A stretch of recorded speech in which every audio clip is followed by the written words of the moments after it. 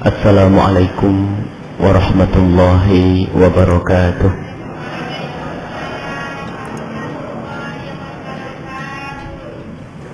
Alhamdulillahil qail wa qada rabbuka alla ta'budu illa iyyahu wa bil walidaini ihsana. Wassalatu wassalamu ala rasulil karim المبعوث رحمة للعالمين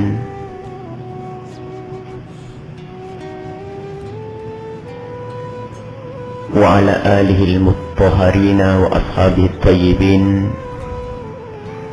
والتابعين لهم بإحسان إلى يوم الدين. أما بعد, kaum muslimin dan muslimat yang dimuliakan Allah Subhanahu wa taala, para ustadz ustadzah yang dimuliakan Allah Subhanahu wa taala, hari ini kita akan berbicara tentang diri kita sendiri. Akan mengukur kadar kebaktian kita kepada orang tua, sekaligus merenungi berapa banyak dosa yang pernah kita lakukan kepada orang tua kita. Renungan itu perlu dan penting sekali, sebab ada orang durhakanya sudah kelewatan, tapi ia tidak menyadari kalau itu durhaka karena tidak pernah merenung. Maka pada malam ini akan kita jadikan malam renungan untuk menjalin kasih dan cinta kepada orang tua kita, agar Allah ridho kepada kita, karena ridho Allah adalah berada pada ridho orang tua. Dan pengkabulan doa orang tua kepada kita, doa orang tua yang dipanjatkan kepada Allah untuk kita adalah tergantung bagaimana kita menyambung kepada orang tua kita. Jika Rasulullah menyebutkan bahwa doa orang tua kepada anaknya itu seperti doanya Nabi kepada umatnya, artinya pasti dikabul, adalah bagi anak yang butuh kepada doa orang tuanya. Dan anak yang durhaka kepada orang tuanya adalah anak yang tidak butuh dengan doa orang tua. Biarpun orang tua berdoa dengan mengucurkan air mata darah, tidak akan sampai kepada anak, karena anak itu sendiri yang telah menghalangi, menolak doa orang tua dengan durhakanya. Sungguh berbakti kepada orang tua amat penting, sehingga durhaka kepada orang tua adalah termasuk dosa besar. Terkutuk orang yang durhaka kepada orang tua, dan termasuk dosa yang hukumannya didahulukan oleh Allah di dunia sebelum di akhirat adalah orang yang durhaka kepada orang tua. Biarpun dia berhasil di dalam urusan bisnis atau urusan dunianya, tapi ketahuilah jika ia durhaka kepada orang tuanya, tidak lama akan hancur. Kalaupun ternyata masih saja berjaya, ketahuilah Allah akan kirim orang yang durhaka, apakah itu istrinya yang berkhianat atau bawahannya berkhianat. Kalaupun tidak, maka ketahuilah Allah akan kirim anak-anak yang lebih durhaka dari dia. Mari kita tengok orang tua kita saat ini, detik ini, menimang kita di saat kita kecil. Lihat, memberikan pertolongan kepada kita di saat kita belum bisa minta tolong. Kita bangunkan beliau di tengah malam, di saat beliau bangun kita enak-enak tidur. Lihat, kita buang air kecil dan besar pun di pangkuan ibunda kita. Jika kita sakit, lihat ibunda kita susah payah, bingungnya setengah mati dan tidak bisa tidur. Orang tua kita sudah begitu, jangan sampai di saat kita dewasa seperti ini masih menyiksa orang tuanya, masih menyakiti orang tua.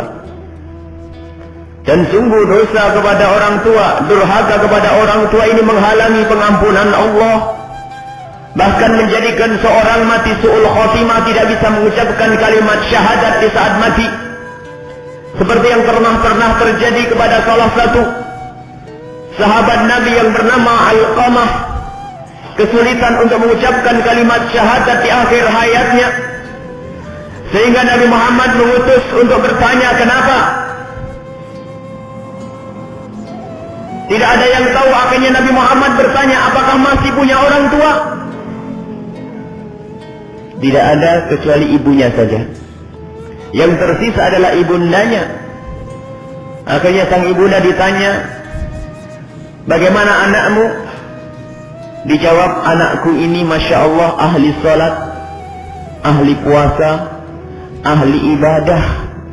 Akan tetapi akhir-akhir ini setelah dia menikah, lebih mengutamakan istrinya daripada aku, dan aku merasa sakit.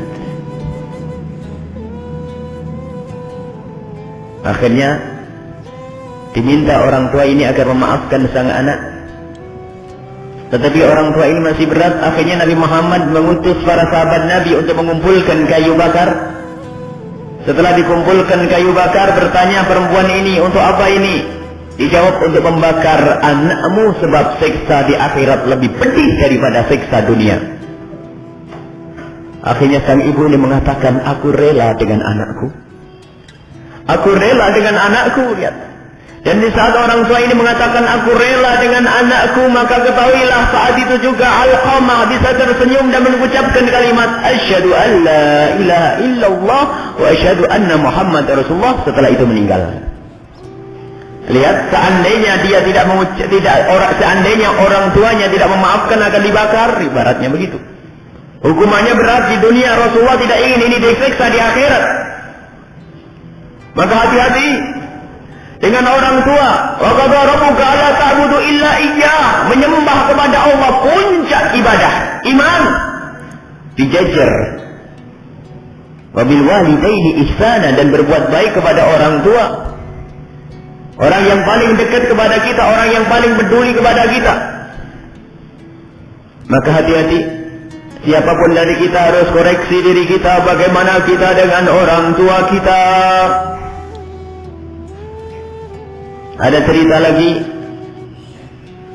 di zaman tabi'in ada satu orang soleh yang bernama Uwais Al-Qarani. Beliau tinggal di Yaman, menemui zaman Rasulullah tapi tidak sempat bertemu, maka disebut tabi'in. Hanya bertemu dengan para sahabat Nabi Sallallahu Alaihi Wasallam. Akan tetapi Rasulullah pernah berwasiat kepada Sayyidina Umar, dalam riwayat juga kepada Sayyidina Abu Bakar As-Siddiq, yang isi wasiat itu adalah, jika engkau bertemu dengan satu orang yang bernama Uwais Al-Qarani, maka tolong sampaikan salamku kepadanya. Yang pertama. Dan yang kedua, mintalah engkau doa kepada orang tersebut. Sayyidina Abu Bakar dan Sayyidina Umar penasaran, setiap musim haji dikumandangkan, adakah di antara kalian orang yang bernama Uwais Al-Qarani? Tidak ada. Tahun demi tahun berganti terus dikumandangkan setiap musim haji, adakah di antara kalian wahai rombongan orang-orang Yaman orang yang bernama Uwais Al-Qarani? Tidak ada, hingga datanglah masa kekhalifahan Sayyidina Umar bin Khattab, terus dikumandangkan panggilan, siapa yang apakah ada orang yang bernama Uwais Al-Qarani? Tiba-tiba pada suatu musim, di saat Sayyidina Umar bin Khattab mengutus orang untuk memanggil, mengumandangkan jika ada orang yang bernama Uwais Al-Qarani agar menghadap kepada Sayyidina Umar bin Khattab, tiba-tiba ada satu orang yang berdiri dan berkata, aku adalah Uwais Al-Qarani. Di luar dugaan dan di luar bayangan, dibayangkan oleh para sahabat Nabi, dibayangkan oleh Sayyidina Umar adalah satu orang yang pengikutnya banyak ribuan orang alim besar sampai Rasulullah SAW. Tapi ternyata satu orang sendirian, tidak ada yang mengikutinya. Akhirnya datang kepada Sayyidina Umar bin Khattab, benarkah engkau bernama Uwais Al-Qarani dari Yaman? Benar wahai Khalifah, aku adalah Uwais Al-Qarani. Ya Uwais, demi Allah, doakan aku. Kenapa ya Khalifah? Doakan aku. Akhirnya Uwais Al-Qarani mendoakan Sayyidina Umar bin Khattab dan diamini. Lalu Sayyidina Umar berkata, wahai Uwais, ketahuilah, yang menyuruh aku minta doa kepadamu adalah Rasulullah. Uwais Al-Qarani menangis, Rasulullah menyuruhmu minta doa kepadaku wahai Khalifah. Iya, bukan saja sampai di situ, akan tapi ketahuilah wahai Uwais, Rasulullah telah titip salam kepadamu.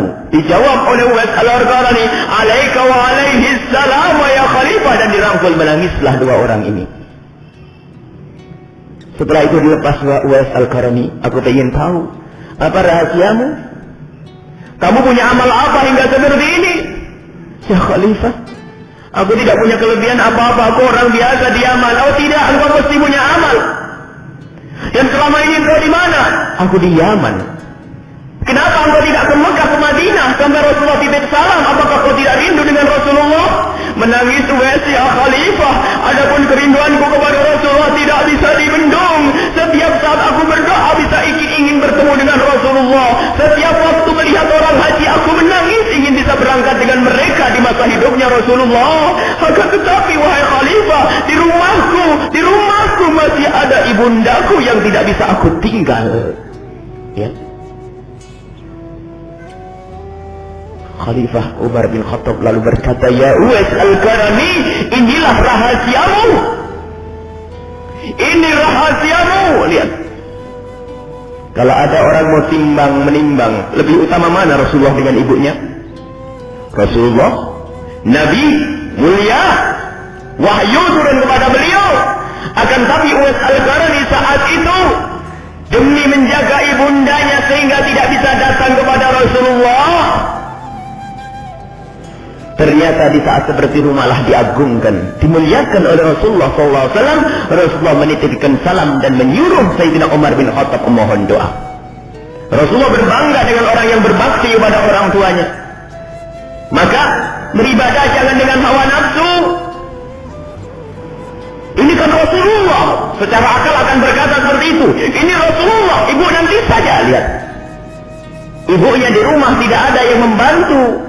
Segala kebutuhannya dia yang mencukupi, bahkan pergi ke kamar mandi dia yang antar, dia yang menggendong ke sana kemari Uwais Al-Qarani ini, sehingga tidak bisa pergi ke tempatnya Rasulullah sallallahu alaihi wasallam. Akan tapi pun demikian, akan tetapi berkat baktinya ini Rasulullah menitipkan salam dan menyuruh sahabat Nabi, sahabat yang mulia Umar bin Khattab untuk meminta doa kepada Uwais Al-Qarani. Subhanallah, agungnya seorang ibu, mulianya seorang ibu.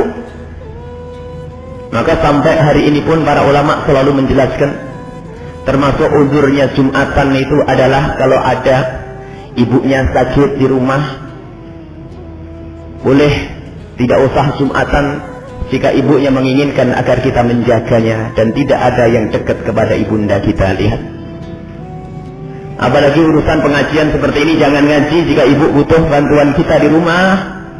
Jika ibu kita sakit perlu kita temani, jangan lakukan ini semua orang tua.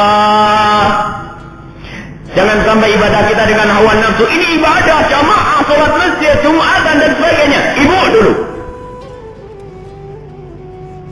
Bahkan di saat kita sholat sunnah, jika dipanggil ibunda, putus sholat sunat, penuhi panggilan ibunda kita. Subhanallah. Di saat kita menghadap kepada Allah, diperkenankan kita untuk menyambut orang tua, karena menyambut orang tua ini adalah perintah dari Allah. Bil walidaini ihsana, jangan disakiti orang tua.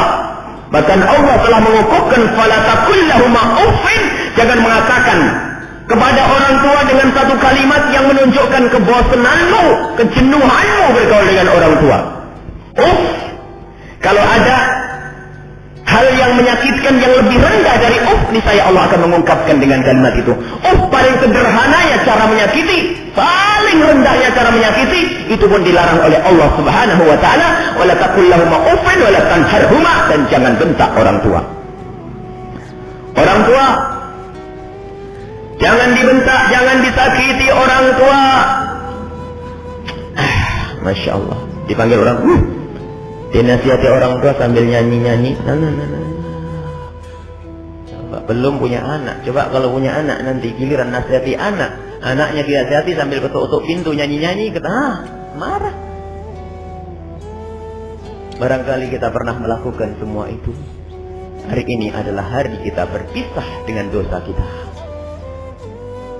Jika kita ada orang yang kurang peduli dengan orang tua, saat inilah kita harus memperbaiki diri kita. Wala taqul lahum uffin. Jangan sampai mengatakan kepada orang tua dengan kalimat yang menunjukkan kebosanan kita, kejenuhan kita. Patuhilah orang tua. Perintah orang tua selagi bukan yang haram. Kalau kita disuruh yang haram, jangan. Jika itu hal yang mubah, sementara kita mau melakukan yang sunnah, penuhi orang tua karena yang mubah jadi wajib. Mubah itu boleh-boleh saja. Urusan biasa, nak kamu duduk di sini, ngapain? Pokoknya duduk. Saya mau jamaah, duduk. Dipilih duduk. Karena patuh kepada orang tua yang mula-mula pekerjaan duduk ini adalah mubah menjadi wajib. Ternyata kita tidak sampai di sini. Kita harus mencari sebabnya kenapa orang kok durhaka ini. Ada sebab kenapa orang durhaka. Dan bentuk durhaka ini macam-macam. Sebab durhaka ini adalah mengikuti hawa nafsu. Lihat, ibadah dengan hawa nafsunya kita orang tua. Termasuk ya tadi ceritanya Alqamah, kalau sudah menikah berubah. Maka kalau kita menikah dengan istri kita, atau anda para wanita yang menikah dengan seorang suami, jadikan suami anda semakin bekti ke orang tuanya. Jadikanlah istri anda semakin bekti kepada orang tuanya. Jangan direbut. Karena sebab kalau kita punya istri berbekti kepada orang tua, ini surga. Kalau kita punya suami, adik-adik putri kita punya suami yang bekti kepada orang tua, ini surga. Jangan malah diracuni. Jangan ke sana ngapain bagi-bagi duit ke ibu. Kurang ajar ini. Jadi Alqamah yang tidak dimaafkan. Alqamah masih dimaafkan oleh orang tuanya. Bisa saja tidak dimaafkan, masuk neraka itu nanti orang. Ajari pasangan kita untuk semakin bekti ke orang tuanya. Barangkali di saat kita ingin membeli hadiah, kita dahulukan di depan istri kita. Nih, ini hadiah buat ibu. Ibu siapa? Ya ibu kita. Yang di mana? Ya ibumu, ibu kita. Nah, lihat. Didahulukan, dia tersentuh saat itu. Masya Allah, suamiku mendahulukan ibuku. Lihat, semuanya akhirnya saling mendorong agar suaminya, agar pasangannya semakin bakti pada orang tuanya. Bukan direbut. Ada orang ngadu ke rumah orang tuanya saja sembunyi-sembunyi. Memang seorang wanita harus patuh kepada suami, akan tapi suami harus tahu bahwasanya jangan sampai istrinya ini durhaka ke orang tuanya. Jika urusan orang tua istriku, urusan ibumu dahulukan.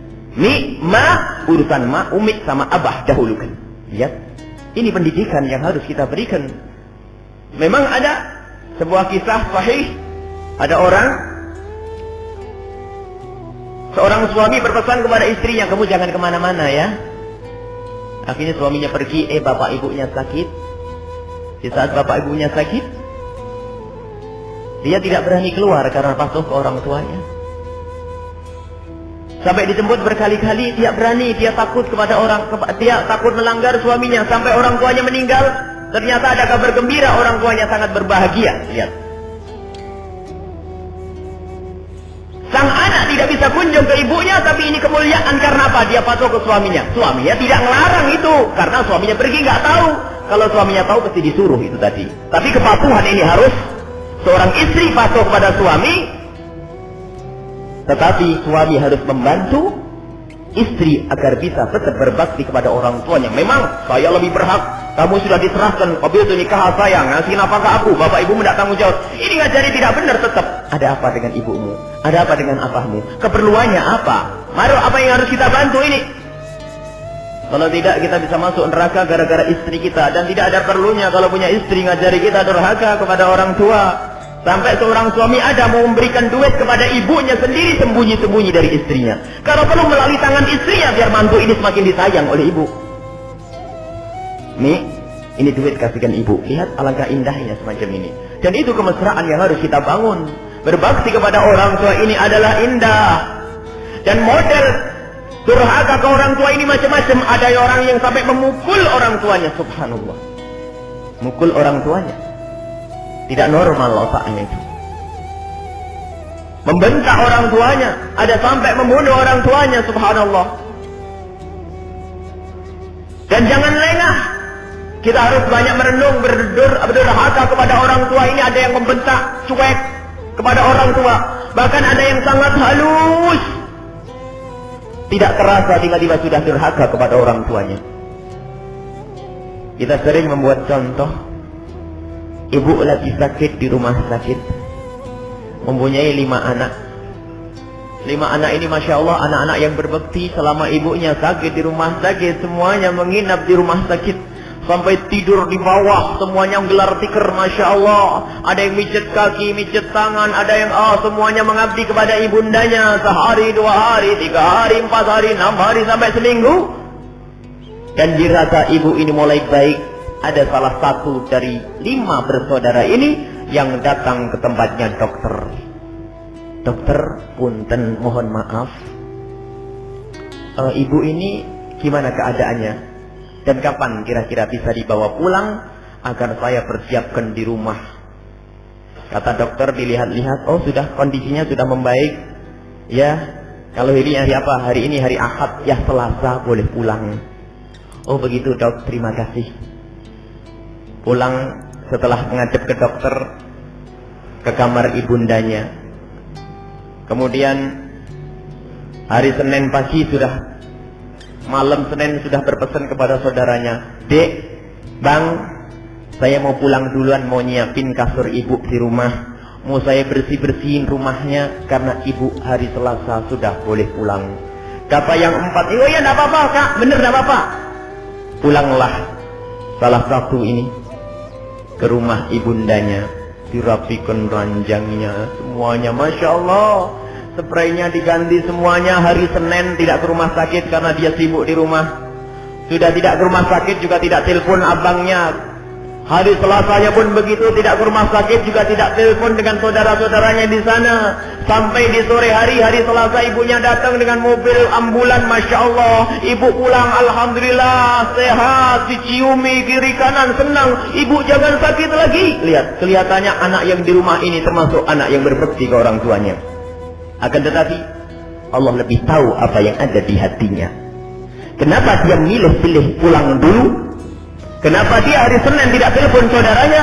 Kenapa hari Selasa juga tidak telepon kepada saudara-saudaranya? Rupanya dia menyibukkan di rumah itu hanya karena dia menghindar dari dimintai uang untuk mengeluarkan ibundanya dari rumah sakit. Lihat, pura-pura menyibukkan diri. Hanya menghindari. Ini kali hari Senin mengeluarkan ibu, hari Selasa ini mesti ditarik semuanya saudara-saudara. Menghindar pura-pura sibuk di rumah. Allah tahu kalau ini bentuk durhaka. Orang tua kita kalau kita sakit, lihat semuanya akan dijual demi kesembuhan anaknya. Tapi kenapa kita harus pelit? Ada orang tuanya sakit, resep dokter pura-pura nggak tahu biar diambil sama abangnya. Anta wa malu kali abik. Rasulullah bersabda, engkau dan hartamu untuk orang tuamu, ibaratnya seperti itu. Jangan pelit kepada orang tua. Hati-hati, karena bentuk pelit ini adalah bentuk bagian daripada durhaka kepada orang tua. Halus orang durhaka ini, Masya Allah. Dan berbakti ini bukan basa-basi. Bakti ini adalah dengan ketulusan hati. Kalau bakti basa-basi ini seperti baktinya anak putri yang kelihatannya santun, ramah, ya, Masya Allah, sama ibunya baik, ya. Di kamar dengar ibunya nyuci piring, lotek, tetap di kamar. Diperkirakan seberapa jam, setengah jam, diperkirakan ibunya sudah hampir selesai nyuci piring, keluar. Aduh Umi, ngapain Umi nggak bangunin saya? Memang dia tidak tidur, bagaimana dibangunin? Basa-basi itu bukan begitu orang bakti, serius. Ibaratnya tidur lelap, ada suara klotek, Allah, Umi yang nyuci piring, keluar dia, Umi biar saya mencuci. Katanya kucing gitu tuh, ibaratnya gitu. Ibaratnya ada semangat gini untuk membantu orang tuanya, bukan menikmati pekerjaan itu dikerjakan oleh orang tuanya. Anak berbakti. Seorang anak soleh suatu ketika lagi makan pagi, mau berangkat sekolah, tiba-tiba disamperi temannya dan temannya tiba-tiba berkata, ayo cepat, terlambat kita. Hari ini ada upacara agak awal. Ah iya. Buru-buru sang anak ini berangkat dengan temannya itu. Sampai di depan kampusnya, tiba-tiba anak tadi balik. Pulang ke rumah baru 1 jam kemudian balik. Kata temannya, kamu tadi ngapain sudah masuk halaman sekolahan kok balik lagi? Aku tadi waktu engkau samperin aku lagi makan pagi. Kau bilang hari ini ada upacara sampai aku terburu-buru lupa piringku belum aku cuci. Aku takut jika ibuku yang bakal mencucinya. Ini anak sudah disekolahkan sama ibunya di tempat jauh. Kalau kurang 1 tas baju kotor semua, mama yang cuci. Kalau kita disekolahkan oleh ibu kita seminggu 6 hari di tempat jauh, pulang hari Ahad itu, jadikan ibu kita ratu di rumah, ayah kita raja di rumah. Semuanya saya nangani, ma, umi, abang gak usah ngapa-ngapain. Masya Allah, jangan sampai ibu kita ini tetap jadi budak kita. Sudah capek di masa kecil kita. Masa kecil kita yang nakal itu membuat capek orang tua, beliau ridho. Kita di saat sudah gede seperti ini, jangan terus orang tua kita berbudak. Dan bentuk durhaka ini macam-macam, dan mari kita renungi. Orang tua masih diperintah, subhanallah. Begitu teganya. Bahkan ada orang diberi oleh Allah rezeki yang banyak, sehingga perobotan rumah tangga bagus-bagus, bersih-bersih, Masya Allah. Meja makannya bersih, tudung sajinya manis, piring-piringnya bagus ya. Punya ibu ya. Ibu itu yang menyekolahkan dia sampai dia berhasil. Ibu yang sudah tua, jalannya mulai bungkuk, tangannya gemeteran, kulitnya keriput ya. Ingin makan bareng ya, karena tangan gemeteran, lihat mau ngambil kuah itu kok tumpah di meja. Kata anaknya apa? Mama ini gimana, umi ini kotor ini. Dilap langsung. Kalau ngambil yang bener. Goblok kau ini, ambilkan, jangan suruh ngambil sendiri. Dibentak, esok lagi makan bareng sudah pergi jatuh lagi. Namanya orang tua gemeteran, ngambil kuah ini sudah tidak mampu, jatuh, dibentak lagi. Subhanallah, buatkan, sudah kalau begitu buat di meja sendiri. Dibuatkan meja di pojok sana dengan piring yang setengah retak, lihat. Dan ini ada kejadian yang semacam ini. Risih dengan ibundanya. Berpikirlah untuk kita sendiri. Jangan sampai orang tua kita yang sudah kulitnya keriput, yang sudah mulai membuku, yang sudah mulai lemah itu, tetap kita berbudak sementara kita gagah semacam ini. Takutlah dengan neraka Allah Subhanahu wa Ta'ala. Jangan sampai masih kita bentak, jangan sampai masih kita siksa orang tua kita. Semua dari kita harus berpikir. Takutlah ancaman Allah, terkutuk orang yang durhaka kepada orang tuanya. Ini adalah bentuk-bentuk durhaka kepada orang tua. Jadi kita harus senantiasa merenung, Masya Allah. Yang tidak pernah merenung tidak ketemu, tak tanya setiap hari durhaka ke orang tua. Disekolahkan merasa bahwasanya yang butuh orang tuanya. Kita itu untuk masa depan kita. Disekolahkan, kalau sudah anak disekolahkan, dipondokkan, kalau pulang ini biasanya over, manjanya berlebihan. Manja boleh, tapi manja sambil mengabdi ke orang tua. Jangan sampai kita turuti hawa nafsu orang tua kita, tetap kita berbudak. Bahkan ada yang sampai tua, dia itu ibunya yang di rumah, yang sibuk dengan urusannya. Sementara dia ini kerja di tempat enak karena apa? Bersih, tempatnya AC, lihat. Ini kerjaan umi saja. Masya Allah. Ibunya yang capek mulai di saat kita kecil. Ibu yang capek di saat kita kecil, di saat kita gagah masih tetap capek. Ini yang harus senantiasa kita hadirkan dalam hidup kita. Barangkali di antara kita ada yang durhaka. Repotnya hidup ini adalah gara-gara kita durhaka kepada orang tua.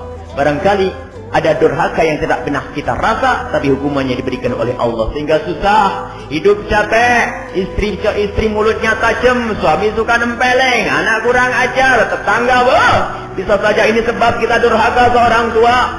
Perhatikan orang tua.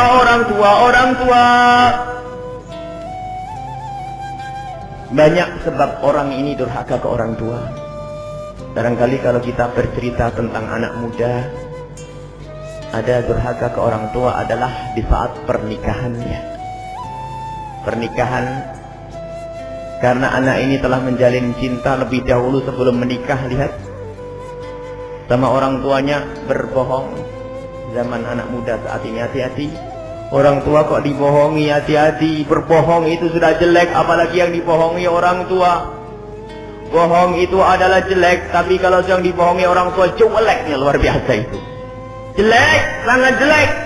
Ini mulai berbohong, katanya ada ekstrakurikuler. Sekolah tambahan, jam tambahan, biaya tambahan, semuanya ini ternyata hanya untuk bersenang-senang dengan orang yang haram dia bersenang-senang dengannya. Di zaman ini zamannya hati diumbar anak gadis kita, insya Allah yang hadir ini wanita-wanita yang mulia. Semuanya akan dengar orang tuanya, anak-anak laki-laki yang mulia. Jangan sampai urusan hati ini menjadikan kita durhaka. Bahkan ada yang ngomong, bang, yang penting aku harus nikah denganmu.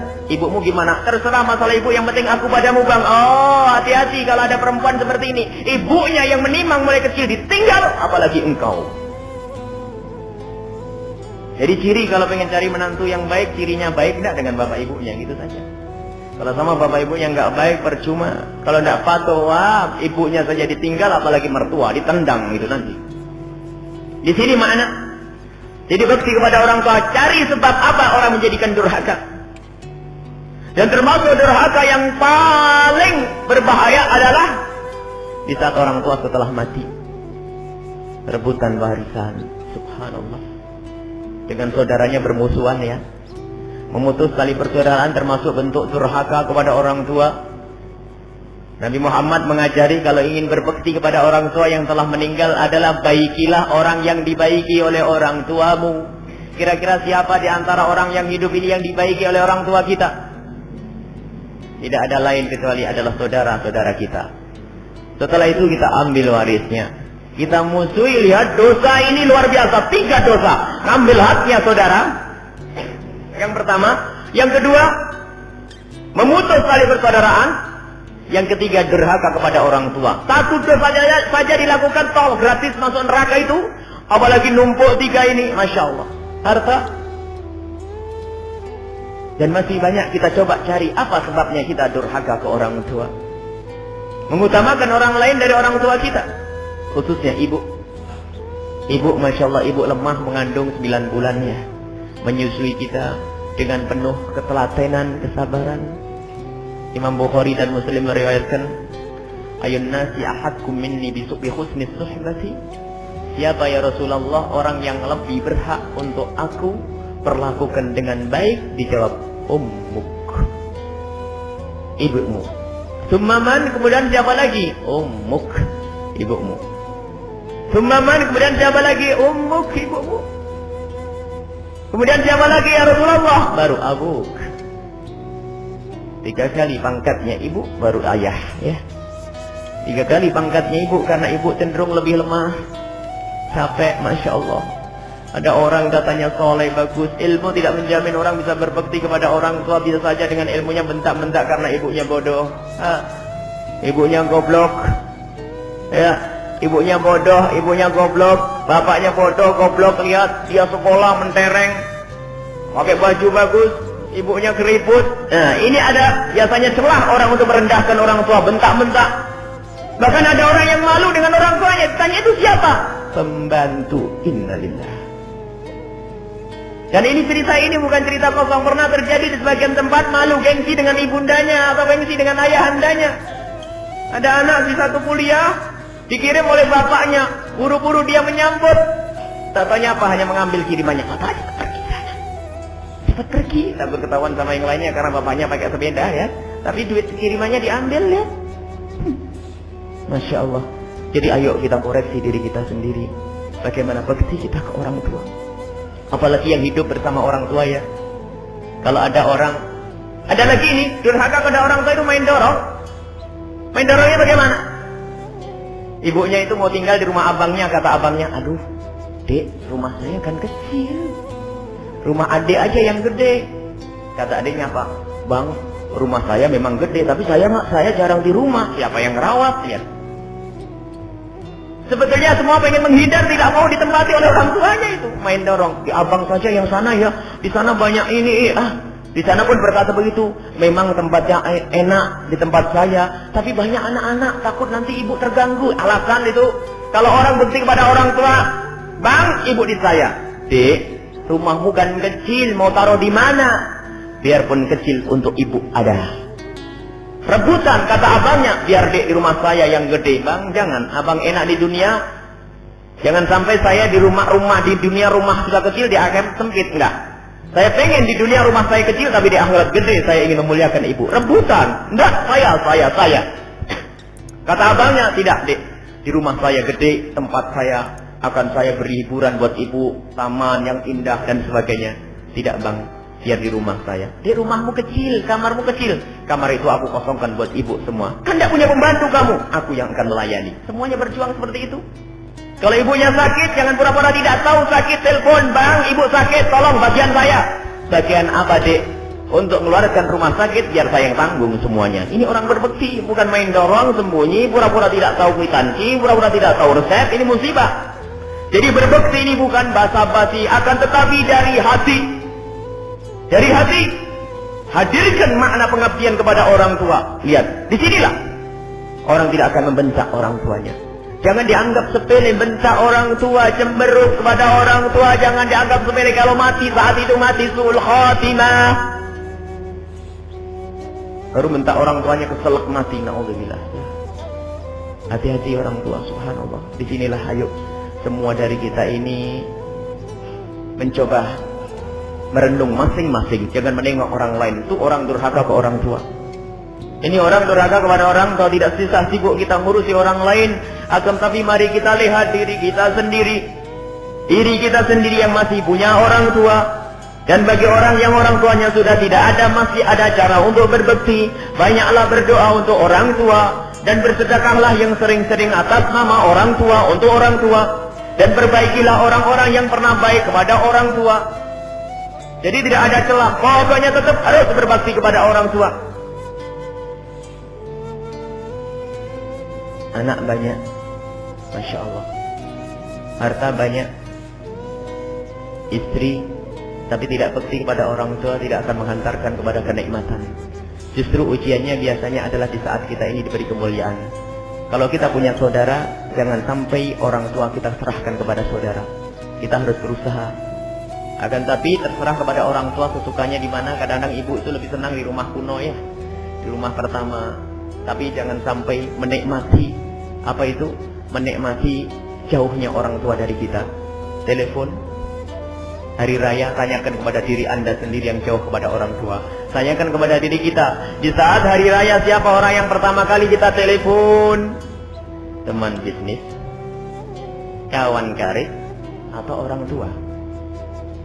Lihat, orang tua dahulukan. Barangkali teleponnya macet, kita harus marah dengan telepon ini. Kenapa ini gak bisa?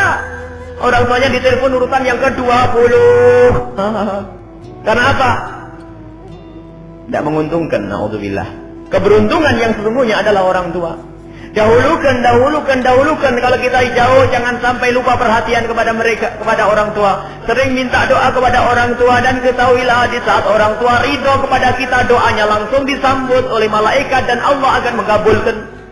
Begitu sebaliknya tadi kita sebutkan, jika orang tua lagi marah atau kita berdurhaka kepada orang tua, biarpun orang tua rela, tidak masuk, karena kita sudah melanggar hak Allah di sini. Orang tua tetap baik saja, biarpun seorang anak menempeleng orang tuanya. Kata orang tua apa? Tetap rela nak, aku tidak ingin ngutukmu nak. Iya, Allah marah tuh. Ada anak, ibu nggak ada yang pengen anaknya celaka itu.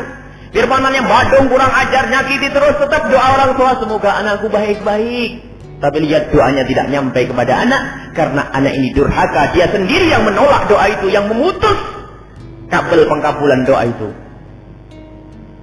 Ibaratnya begini, doa orang tua yang menangis, orangnya soleh tapi anaknya durhaka, mestinya akan dikabul oleh Allah. Doanya doa makbul, tapi gak nyampe karena anaknya sendiri yang menolak. Dia tidak butuh dengan doanya orang tua. Maka disinilah kita harus benah diri. Kita coba harus renung setiap saat, tingkah laku kita bagaimana, uang kita untuk siapa, membahagiakan orang tua. Ketahuilah orang tua kita itu berjuang untuk kita luar biasa. Kita apapun, sebanyak apapun yang kita berikan kepada orang tua, itu sedikit dibanding apa yang diberikan oleh orang tua kepada kita. Subhanallah. Alangkah banyaknya salah kita kepada orang tuanya. Ya Allah, berikan kepada kami, ya Allah, bimbingan-Mu. Mudahkan kami untuk berbakti kepada orang tua kami. Berat di sini, dosanya gede. Ilmu menjadikan orang durhaka banyak, harta jadikan durhaka, istri jadi durhaka, anak jadi kita durhaka ke orang tua, lebih sayang kepada anak daripada ke orang tua. Masya Allah, musibah. Barangkali ini yang bisa kami sampaikan pada kesempatan ini. Sisa waktunya adalah untuk kami beri kesempatan. Barangkali ada yang ingin menyampaikan hal yang lebih penting, atau mungkin ada yang ingin bertanya bagaimana berbakti kepada orang tua model begini, model begitu, karena orang tua macam-macam. Tetapi tidak ada kata yang memperkenankan durhaka kepada orang tua. Tetap harus berbakti kepada orang tua apapun bentuknya. Hanya model baktinya nanti beda-beda. Orang tua nggak sholat bagaimana? Wajib bakti bagaimana? Bagaimana kita ajak dengan kelembutan agar sholat. Banyak. Jadi jangan sampai ada putus asa. Bahkan kalau ada orang tua yang kafir sekalipun, kita wajib menggauli mereka dengan baik. Kita harus bergaul dengan beliau-beliau dengan cara yang baik. Selagi mereka tidak mengajak kita melakukan kesyirikan, tetap kita wajib. Selagi mereka tidak menganjurkan kita kepada kesyirikan, kemaksiatan, tetap wajib kita bergaul dengan beliau dengan baik. Kita beri, kita hormati. Barangkali ada saudara-saudara kita yang mu'alaf, barangkali ada yang hadir tempat ini mu'alaf, bapak ibunya kafir, tetap wajib bergaul baik. Islam tidak membatasi seperti itu. Wajib berbuat baik kepada bapak ibunya yang kafir. Kalau sakit kasih obat, kalau lapar kasih makan, kalau selagi kesepian sendirian ditemani. Beda agama di sini. Mu'allaf, anak diberi petunjuk oleh Allah, dia tetap wajib berbakti kepada orang tua, ditemani dunia dengan baik. Nanti di akhirat memang tidak bisa ketemu. Satu ahli iman, satu adalah ahli kufur. Ini saja, barangkali ada hal yang mau disampaikan, dipersilahkan. Wallahu a'lam bishawab. Ada dua pertanyaan. Pertanyaan yang pertama, ketika saya berumur 2 tahun, ayah saya meninggal.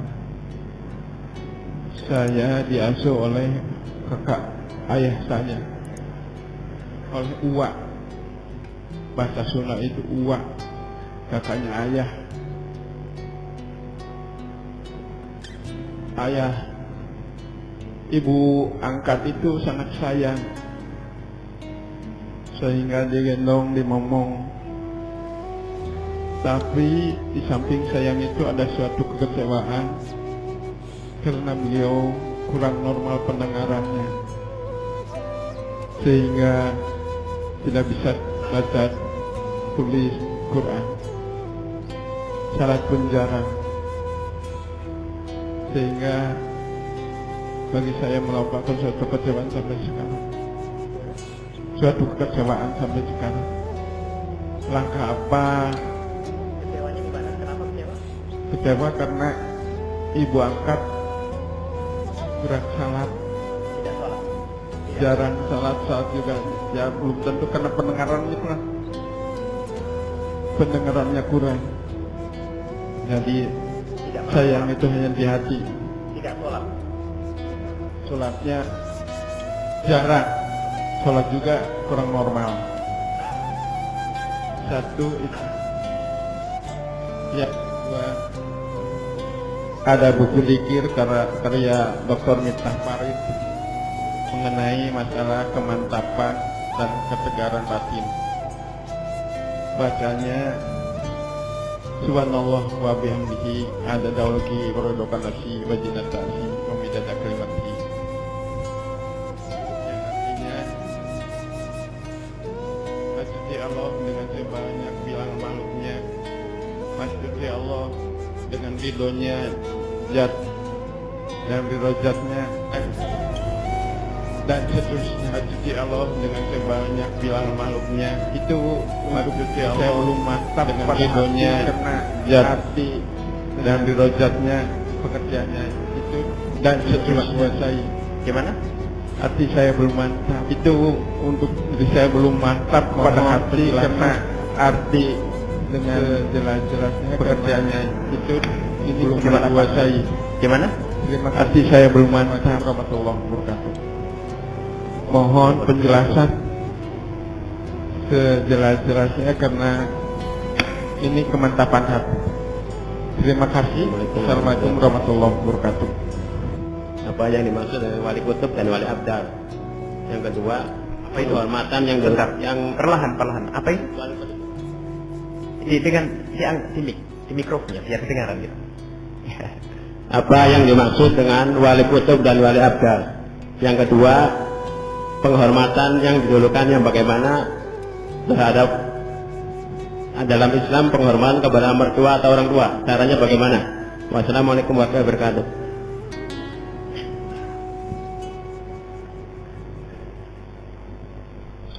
Bismillahirrahmanirrahim. Di dalam Islam tidak ada orang tua angkat. Nabi Muhammad pernah mengangkat Zaid bin Harithah, dibatalkan oleh Al-Quran. Tidak ada orang tua angkat. Apalagi binnya dirubah itu. Jadi yang ada adalah orang yang mengasuh kita, membina kita. Kafalatul yatim. Kalau kita yatim, orang yang merawat anak yatim, lihat, ana wa kafilul yatimi kahataini. Orang yang merawat anak yatim dengan Rasulullah seperti ini, jejer dengan Nabi Muhammad SAW. Tapi jangan pakai istilah anak angkatnya. Itu adalah istilah bukan datang dari Islam. Waktu Nabi Muhammad punya anak angkat Zaid bin Harithah, dibatalkan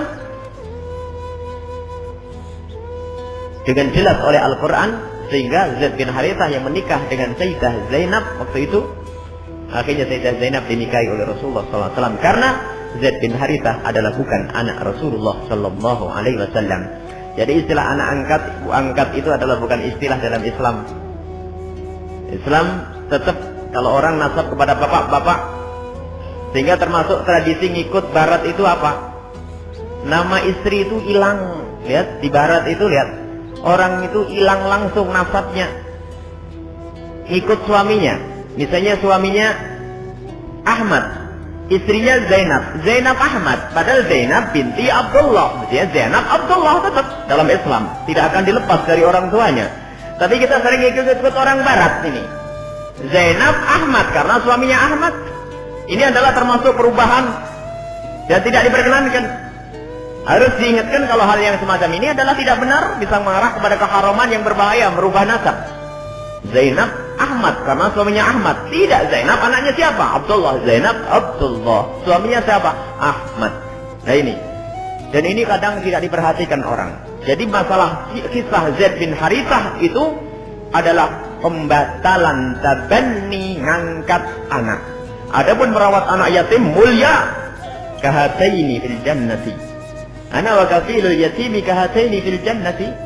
Aku dengan orang yang merawat anak yatim seperti ini di surga, mulia, cukuplah. Ini adalah kemuliaan. Gak usah namanya dirubah sampai ke mahkamah, pinnya dirubah, diganti dan sebagainya.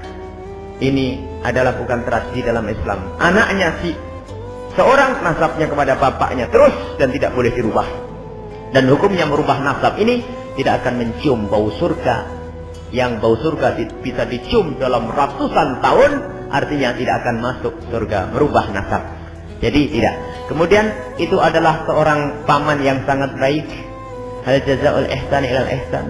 Tidak ada kebaikan kecuali harus dibalas dengan kebaikan. Biarpun itu bukan bapak ibu kita, tetapi beliau telah berfungsi, telah mendudukkan posisi sebagai orang tua yang merawat, maka Anda pun wajib berbakti kepada beliau, karena kebaikan beliau mimbabi hal jazaul ihsan ilal ihsan, itu dari bab membalas kebaikan. Dan wajib, kalau Anda tidak membalas berarti Anda belum syukur kepada Allah. Sebab kalau bersyukur kepada Allah harus syukur kepada manusia yang telah dijadikan oleh Allah, sebab Anda mendapatkan kebaikan.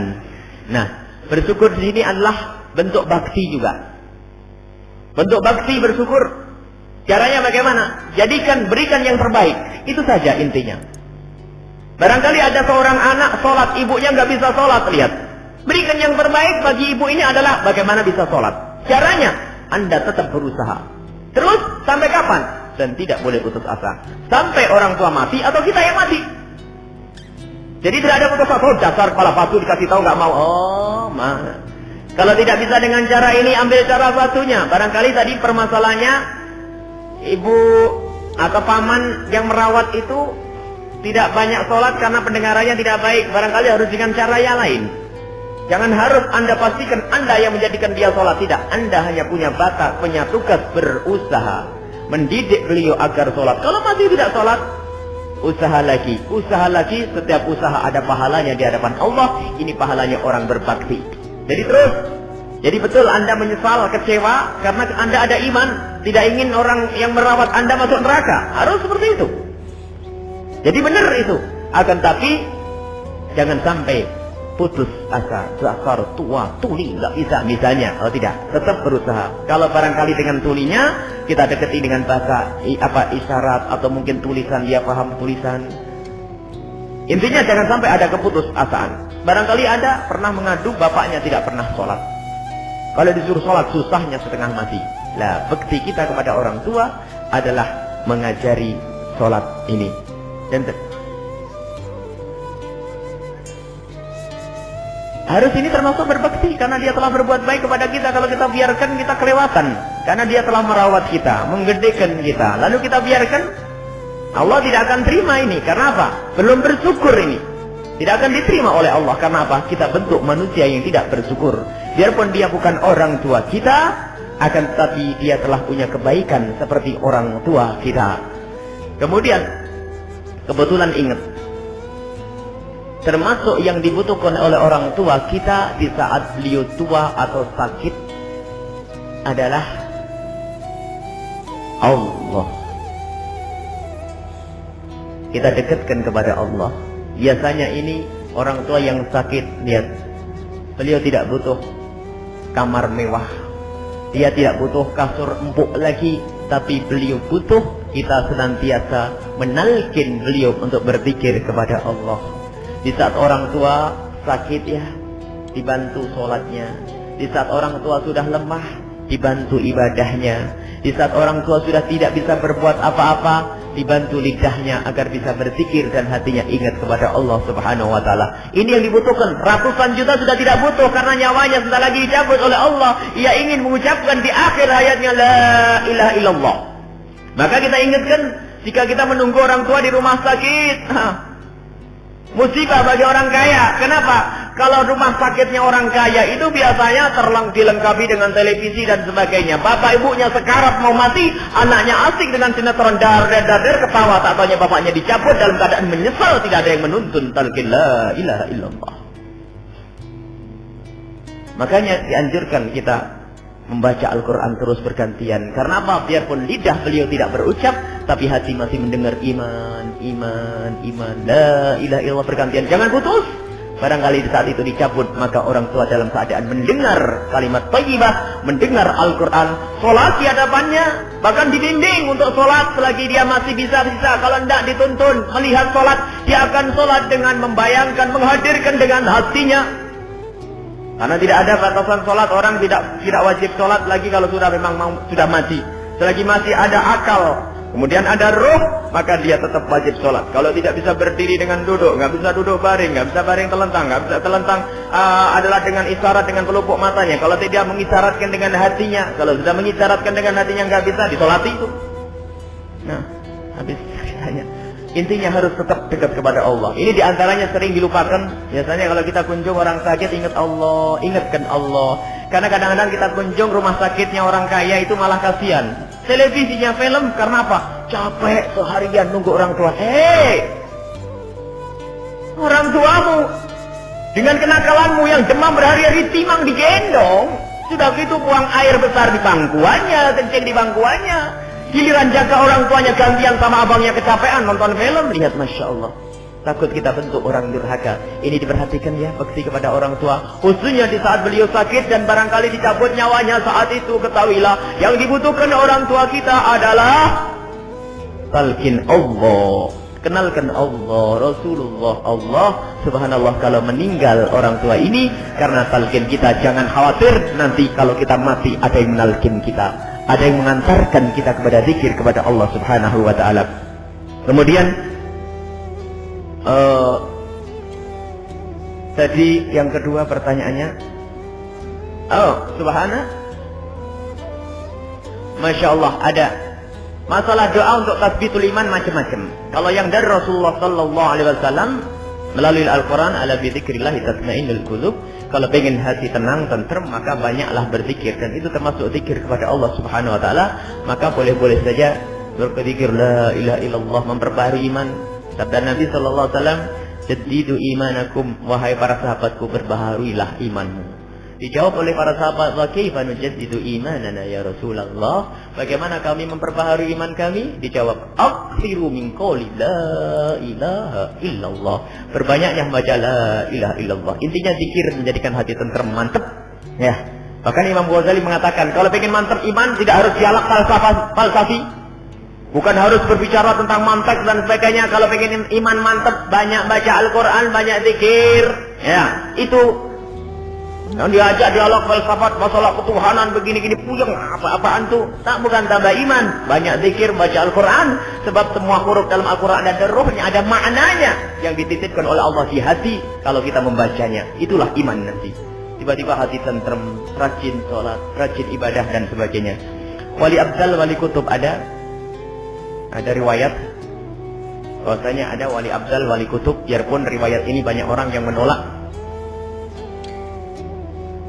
Waktu itu ada orang pengen mensyatem orang Syam, dijawab oleh Rasulullah, fihim abdal wal aqta, mereka ada orang abdal dan wali kutub. Adapun definisinya berbeda-beda ulama. Jadi ada pemimpinnya, para wali adalah kutub, nanti bawahnya adalah abdal. Itu adalah penafsiran para ulama. Memang disebutkan pernah ada namanya wali kutub, wali abdal. Yang perlu kita hadirkan adalah iman bahwasanya ada kekasih-kekasih Allah yang punya pangkat tinggi seperti itu, pangkat tinggi, mulia, dan punya karomah, dan cirinya adalah orang ini adalah orang yang menjaga syariat Rasulullah Sallallahu Alaihi Wasallam. Abdal ada, nanti ada Ausat ada. Jadi ini adalah nama-nama singkatan para wali. Jadi abdal, biasanya ada yang mengatakan cirinya abdal itu tidak punya anak, ya kan? Cirinya abdal, cirinya kutub begini. Itu hanya ciri. Maka kita hanya punya tugas berhusnudzon. Barangkali kutub di zaman ini adalah fulan. Kenapa? Alim. Lebih dari itu apa? Enggak pernah maksiat secara zahir, ya. Nah, kalau ada orang maksiat tok enggak bisa jadi kutub, jadi wali. Nah, ada orang maksiat wali enggak. Cirinya wali itu adalah dia paling dekat dengan syariat Rasulullah Sallallahu Alaihi Wasallam, paling patuh dengan Rasulullah. Lihat, baru nanti pantas digelari wali kutub atau wali abdal. Yang jelas itu ada. Adapun siapa orangnya, Allah menyembunyikan kekasihnya di antara yang lainnya. Makanya kalau kita menyebut si awali itu husnudzon, karena Allah menyembunyikan kekasihnya di tempat lain. Bisa saja wali yang kita cari-cari itu termasuk yang jualan di belakang rumah kita itu. Makanya jangan merendahkan orang lain. Bisa saja yang bersama kita itu adalah kekasih Allah, wali. Biarpun dia tidak pakai gelar ulama besar, tapi bisa saja wali. Dia meninggalkan haroman yang diambil halal. Ibaratnya sholatnya pas-pasan, tapi yang haram dijaga. Jadi yang jelas ada kekasih Allah, wali Allah Subhanahu Wa Taala itu ada. Adapun mana kutub, mana abdal, mana autat, itu bukan tugas kita, tetapi kita perlu husnudzon bahwasanya itu wali. Ada zaman ini disebut sebagai kutub si A, si B. Itu husnudzon, dan semoga benar. Yang tidak boleh itu suudzon ya. Husnudzon boleh-boleh saja, tapi ada batasnya ya. Husnudzon kepada satu orang, merendahkan orang lain juga tidak boleh. Terlalu fanatik dengan gurunya, inilah yang paling hebat guru saya. Ini kan merendahkan gurunya orang lain. Jadi wajar saja mengagungkan manusia, kemuliaan, memuliakan ahli ilmu dan sebagainya. Kemudian yang ketiga adalah apa itu?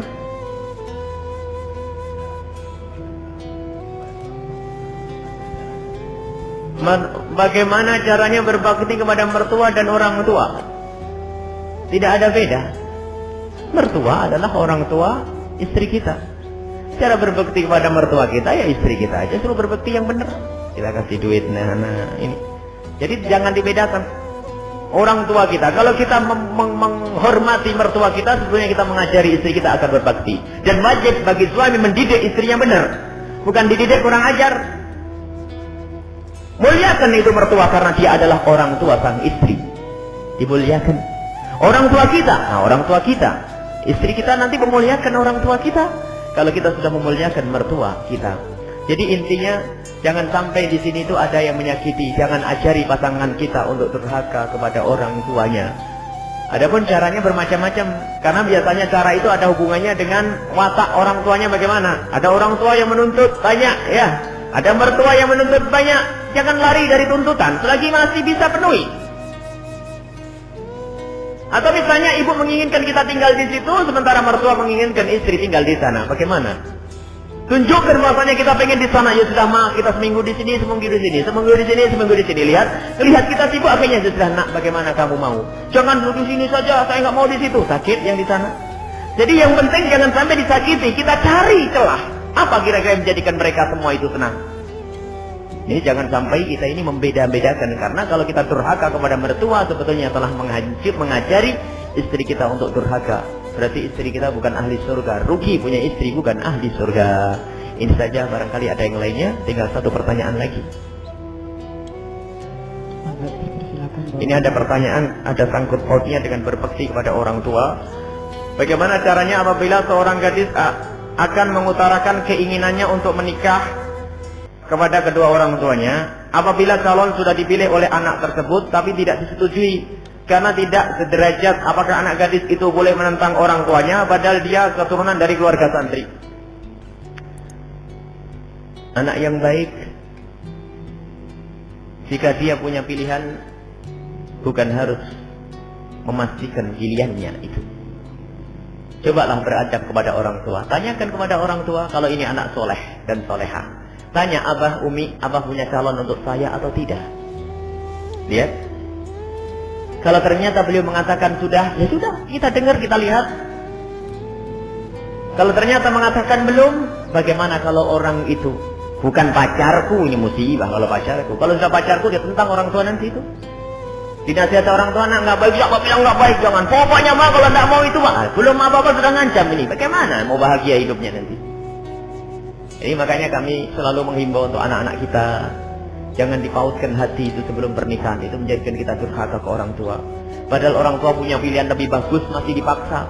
Enggak mah, pokoknya enggak mau dengan itu. Pertama orang tuanya sakit, merestui dengan keadaan terpaksa. Alamat tidak bahagia. Itulah kenapa akhirnya baru sebulan ditempeleng oleh suami, baru sebulan istrinya cerewet.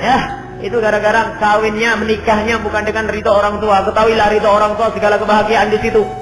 Kecuali orang tua menikahkan kita dengan orang yang tidak kenal agama, pemabuk, pezina, berduit. Nah, berarti orang tua kita hanya menginginkan duitnya. Saat itu boleh menolak.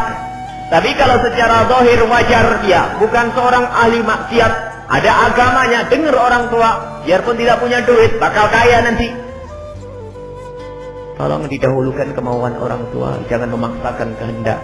Maka dari itu paling aman, jangan dipautkan hati dengan siapa-siapa. Kalau punya pilihan, bukan pilihan pasti, tapi sodoran. Pak, abah, umi, kira-kira itu anak santri baru pulang itu gimana? Baik enggak? Begitu. Dan terbukalah dengan orang tua. Dan kita pun ingin orang tua terbuka dengan anak, dilatih anak ini terbuka. Jangan sampai anak terlanjur senang sama orang, lihat bisa durhaka, bohong ke orang tua, menentang orang tua itu nanti. Sebab kalau sudah senang itu gula Jawa katanya coklat, ya. Bisa tetap nggak mau, lihat. Nempeleng katanya baik sekali. Gimana calonmu itu? Sholatnya bagaimana? Oh, Masya Allah sholatnya. Padahal nggak pernah sholat. Dibela itu. Zaman ini zaman rusak, lihat. Orang tuanya dibohongi, lihat. Paling enak adalah dimusyawarahkan. Orang tua, umi, abah, barangkali seorang gadis, tidak ada masalah berterus terang. Tidak usah malu. Abah, umi, ada seorang laki-laki baik, gimana menurut abah? Biar dilihat oleh orang tua. Kalau sudah dilihat, istikharah. Istikharah itu bagaimana? Caranya istikharah itu jangan senang dulu. Istikharah senang dulu ya kelihatan terus ya. Istikharah itu adalah dikosongkan bahwasanya ya Allah kalau memang dia nggak baik buatku jauhkan. Nah, ini ada kalimat dalam doa yang diajarkan Rasulullah. Kalau memang buat baik buat saya, mudahkan ya Allah. Istikharahnya ngatur ya Allah, jadikan dia harus denganku ya Allah. Ini bukan istikharah itu. Masya Allah. Ini adalah sebetulnya kelihatannya sepele, akan tapi sebab durhaka sering muncul di sini. Kami sering ketemu ini. Orang tuanya tidak setuju, padahal orang tuanya sudah kuliah lebih bagus gara-gara anaknya sudah punya kenalan karena sudah baik. Seolah-olah melebihi kebaikan orang tuanya ini. Subhanallah. Jadi caranya, selagi orang tua tidak setuju, Karena tidak sederajat. Kalau tidak sederajat, berarti orang tua punya pilihan yang lebih bagus. Barangkali tidak sederajat itu maknanya mungkin dari keluarga yang tidak pas. Ada kafaah di dalam Islam itu ada. Orang tua menginginkan Anda menikah dengan orang tertentu, tapi Anda menawarkan di bawahnya. Ya kalau Anda tahu tawaran bapaknya lebih bagus, nggak mau, berarti Anda yang bingung ya. Betul atau tidak? Ini pertanyaannya katanya tidak sederajat. Artinya barangkali orang tuanya memang punya tawaran lebih bagus. Ada wali adl. Orang tua itu dosa kalau ternyata seorang anak sudah ketemu jodoh dalam arti orang yang kufu, artinya sederajat ilmu, sederajat dalam arti pantas layak agamanya ada, maka orang tua tidak mau menikahkan, itu dosa haram hukumnya. Dan mohon maaf, kalau urusan pernikahan orang tua seharusnya mempermudah kepada anaknya. Kadang-kadang ada orang jadi anak durhaka kepada orang tua dan durhaka kepada Allah. Gara-gara anaknya orang tuanya tidak paham. Ada anak itu polos, abah, saya ingin menikah, lihat. Kalau sudah ada anak berani ngomong masalah jodoh, ini artinya sudah waktunya. Ini gara-gara bapak memikirkan karir, bikin malu saja baru kuliah minta kawin. Itu anak pamanmu sudah pada dapat gelar, kamu belum. Enggak, sekolah dulu. Ya, ini orang tua egois. Lihat, anaknya tetap ganding-ganding dengan pacarnya itu, naudzubillah, akhirnya apa? Sekolah dijalani, dapat sarjana ekonomi plus zina. Pun demikian setelah selesai kuliah tetap maksa menikah dengan dia. Orang tua dibohongi, Allah didurhakai. Lihat, mau jadi apa anak kita? Lihat, menikahkan anak di masa kecil tidak ada masalah. Umur 13, 14, kalau memang sekiranya anak kita sudah sering ngaca, ngapain anak kita kok mondar mandir, sisirannya kok sering sekali, kok mukanya sering dilap, jerawatnya dipegangi terus, ini ada apa ini? Lah, diperhatikan orang tua ini harus paham. Oh, ini sudah mulai berai, bahasa Jawa Timurnya itu adalah sudah mulai ada senang. Maka sebelum salah, ajarilah memilih. Nak, suatu saat kalau kamu menikah, saya pingin orang yang bisa memuliakan kamu, orang yang ngerti. Dipasang kriteria, ditancapkan di hatinya syarat, dia akan mikir sendiri. Orang itu nggak masuk, hilang secara otomatis. Jangan dibiarkan cuek. Orang tua harus peduli dalam hal-hal semacam ini. Makanya itu membantu anak agar berbakti. Dan juga Imam Haddad mengingatkannya, di antaranya agar anak mudah berbakti, bantulah, jangan banyak tuntutan. Makanya di saat anak mengatakan ada calon, selagi memang dia baik ya, selagi dia adalah agama bisa diterima, maka mudahkanlah urusan pernikahannya. Adapun masalah modal dan sebagainya, Allah yang mengayakan nanti ya. Jangan khawatir, janji Al-Quran yang menyebut yughnihumullah, akan dikayakan mereka kalau tidak punya. Inilah barangkali yang bisa kita sampaikan. Ini bagaimana caranya? Jangan memaksa orang tua ya. Tetap bermusyawarah dengan orang tua, cara yang baik. Dan jika orang tua menyodorkan yang lainnya, pandanglah pilihan itu dengan mata kerinduan kepada Allah. Anda sholat istikharah ya, Anda sholat istikharah. Dan jika ternyata setelah itu Anda lega, maka jalanilah. Kalau tidak lega, bukan berarti tidak. Yang penting istikharah itu tidak harus mimpi ya. Kalau kita punya pilihan istikharah, jalani esok hari. Kalau nggak baik, dibatalkan oleh Allah nanti. Tidak harus nunggu mimpi ketemu hijau, ketemu putih ya. Tidak mimpi-mimpi nanti tidak kawin-kawin nanti itu. Ya, inilah barangkali yang bisa kami sampaikan. Karena waktu sudah malam, maka kita tutup sampai di sini saja. Mari kita berdoa bersama. Masih ada pertanyaan lagi? Aduh, Masya Allah, panjang. Ini ada urusannya dengan orang tua, kita sambung. Ketika orang tua menyarankan pada anak perempuannya, Neng, kelak menikahlah dengan laki-laki yang kerjaannya itu sudah enak seperti dapat dikatakan seorang pegawai negeri dan sejenisnya. Namun anaknya itu menginginkan kelak jika dia menikah, ingin menikah dengan seorang yang mulia dari segi sifatnya, iman, ibadah, dan ngajinya, biarpun tidak nyandang gelar sebagai pegawai negeri. Apakah ini anak dikatakan durhaka bila seorang anak tidak menuruti orang tua?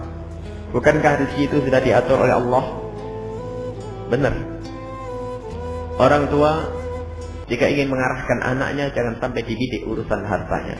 Termasuk awal bencana pernikahan kalau menikah karena harta. Anak kita masuk dalam keadaan hina. Lihat, nggak berani berkutik. Jadi kalau ada orang menikah yang dilirik adalah harta dan pangkatnya, itu belum masuk sudah hina. Dihinakan. Karena dia melihat pangkatnya, bukan melihat kemuliaan orangnya.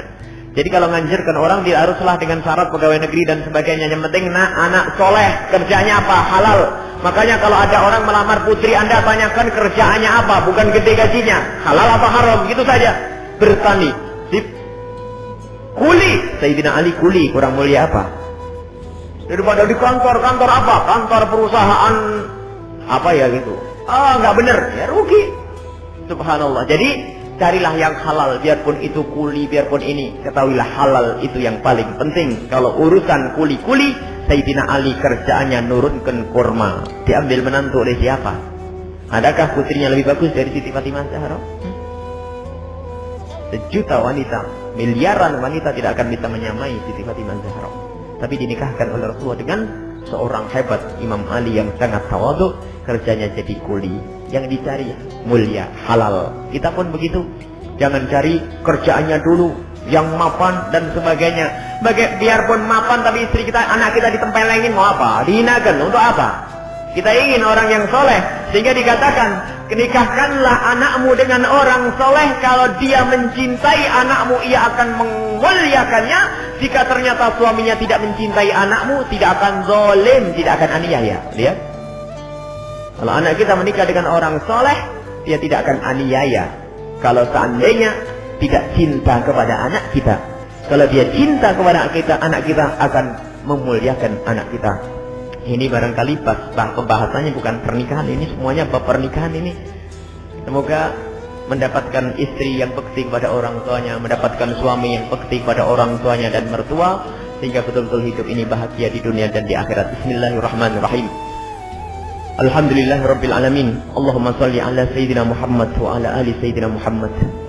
Allahumma arhamna warham walidina. Allahumma arhamna warham walidina. Allahumma arhamna warham walidina. Allahumma arhamna wa la tu'adzibna wansurna wa la ta'afina wa la tumritna wa akrimna wa la tuhinna wa athirna wa la tu'thir alaina innaka ala kulli syai'in qadir. Allahumma ya Allah, kami yang hadir di tempat ini adalah hamba yang lemah, maka berikan kepada kami kekuatan ya Allah. Yang lemah, berikan kepada kami kekuatan lahir dan batin, kekuatan iman dan kekuatan zahir kami ya Allah. Ya Allah, kami yang hadir di tempat ini adalah anak-anak dari orang tua kami yang kami sering durhaka kepada orang tua kami. Maka ya Allah, ampuni dosa orang tua kami karena durhaka kami. Muliakan orang tua kami dan jadikanlah kami orang yang berbakti kepada orang tua kami. Ya Allah, jangan kau siksa orang tua kami ya Allah yang sudah capek dengan kami ya Allah. Orang tua kami dan ampuni kami ya Allah. Kami ini anak-anak yang kurang berbakti kepada orang tua kami. Kami yang sering membentak orang tua kami di saat kami gagah, di saat kami perkasa, di saat kami kuat, sementara ibunda kami sudah mulai membungkuk. Di saat ayahanda kami sudah mulai membungkuk, akan tapi suara kami semakin lantang ya Allah. Maka ampuni dosa kami dan angkat derajat orang tua kami, dan hentikan ya Allah kedurhakaan kami ya Allah. Ya Allah, hentikan, hanya Engkau lah yang bisa menghentikan kami, mohon ya Allah. Kami kurang peduli dengan urusan orang tua kami, padahal orang tua kami sangat peduli dengan urusan kami ya Allah. Orang tua kami rela menimang kami di waktu kami kecil, merawat kami ya Allah, menyayangi kami, akan tapi di saat kami dewasa kurang sayang kepada orang tua kami. Ya Allah, malam ini, detik ini Allah, jadikanlah malam ini malam untuk memadu kasih kami kepada orang tua kami. Jadikanlah malam ini malam kami berbakti kepada orang tua kami ya Allah. Lirihkan suara kami yang suka membentak ini ya Allah. Lembutkan tingkah laku kami yang kasar kepada orang tua kami ya Allah. Dan jadikan hati kami semakin cinta kepada orang tua kami ya Allah. Yang semula cuek, enggan ya Allah. Sungguh Engkau Maha Kuasa ya Allah. Jangan siksa kami gara-gara kami durhaka kepada orang tua kami ya Allah. Dan jika ada ya Allah di antara kami yang masih atau pernah berdurhaka kepada orang tua mereka, ampuni dosa mereka ya Allah. Ampuni dosa mereka. dan ampuni dosa orang tua mereka ya Allah, dan pertemukan kami dengan orang tua kami di dunia dan di akhirat. Pertemukan kami dengan orang tua kami di dunia dan di akhirat di surga bersama kekasihmu Nabi Muhammad.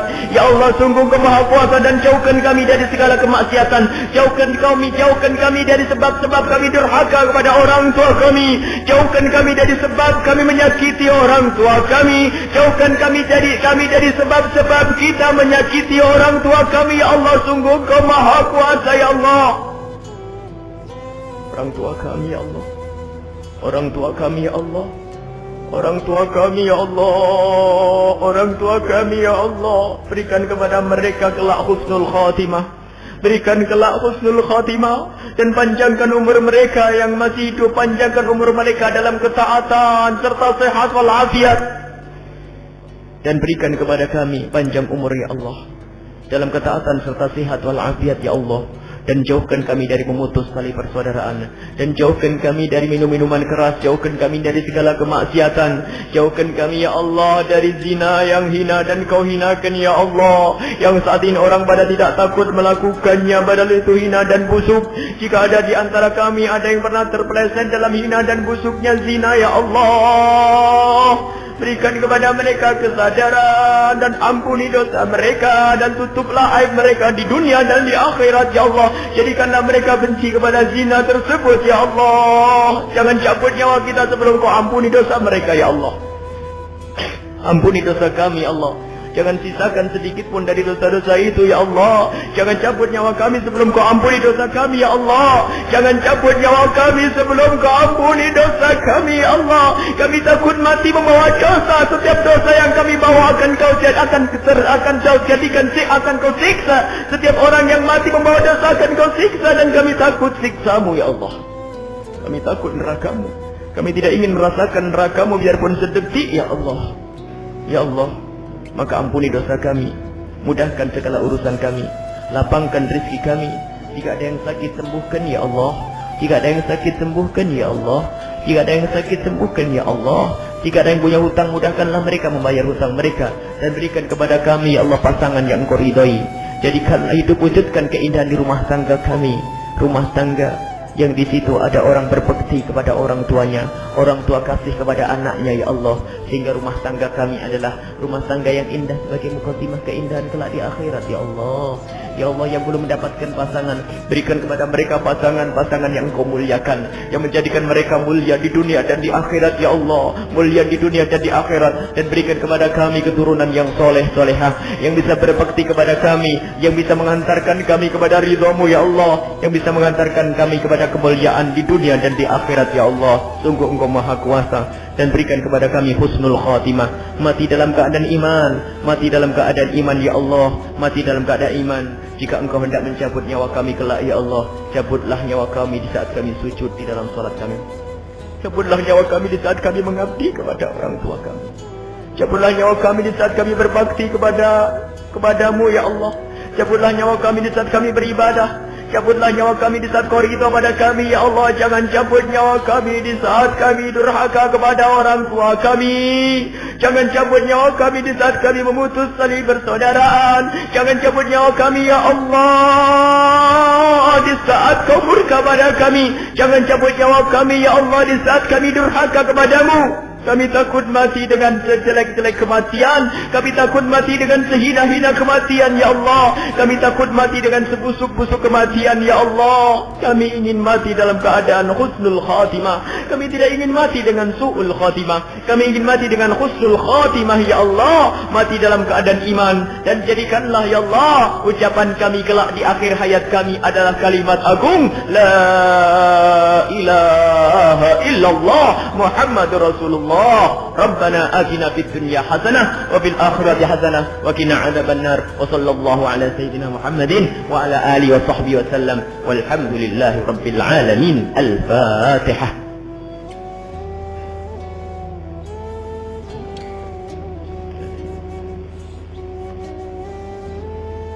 Mohon maaf dan mohon doa selalu.